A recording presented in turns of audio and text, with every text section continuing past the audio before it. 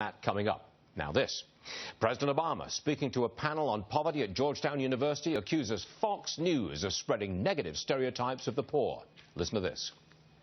I have to say that, if you watch Fox News on a regular basis, it is a constant menu. They will find, like, folks who make me mad.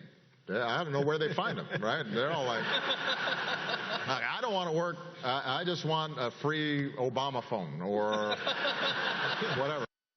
All right, BlackRock Group's Lisa Booth is with us. Lisa, I have to tell you that when I looked at that, when I first saw that, my first reaction was the president is spinning his own policy failures. That's my point of view. How did you see it?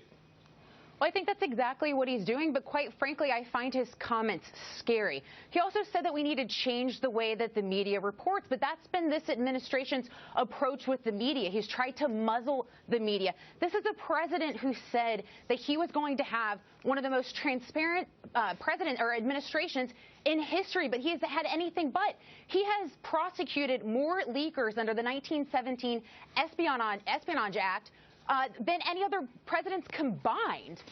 Well, I think the point here is that we, on the Fox Business Network, on this program, we've looked at the food stamp program, not at the recipients. We haven't characterized the recipients. We've looked at the program, the policy.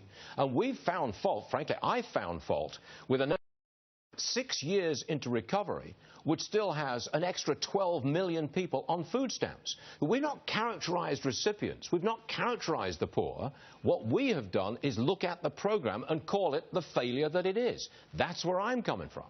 Well, Stuart, and someone has to, because the reality is that food stamps have increased by 45% under President Obama. The poverty rate is at the highest it has ever been. And if we look, 50 years ago, Lyndon B. Johnson launched the war on poverty, but it's not helping. If anything, what we've done is created an entitlement nation. We spend more money on means-tested programs than most countries' entire budgets.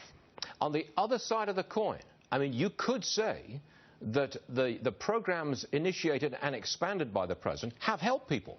And there's no question that people are helped by these programs. And I wouldn't deny that for 1 second. And I think that should be part of this debate.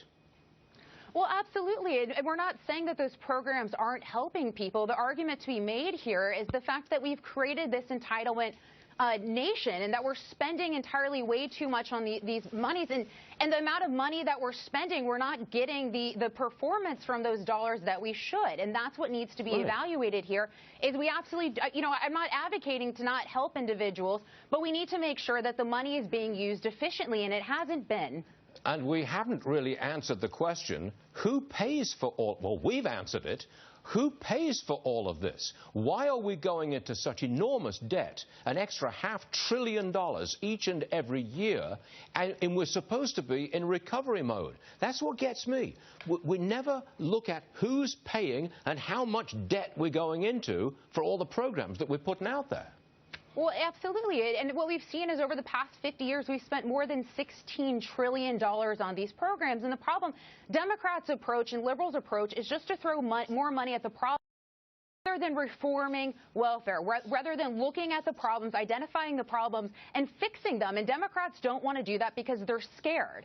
Indeed. All right, Lisa Booth, we thank you very much for joining us. Busy day. Thank you, Stuart. Thank you very much indeed. And then we have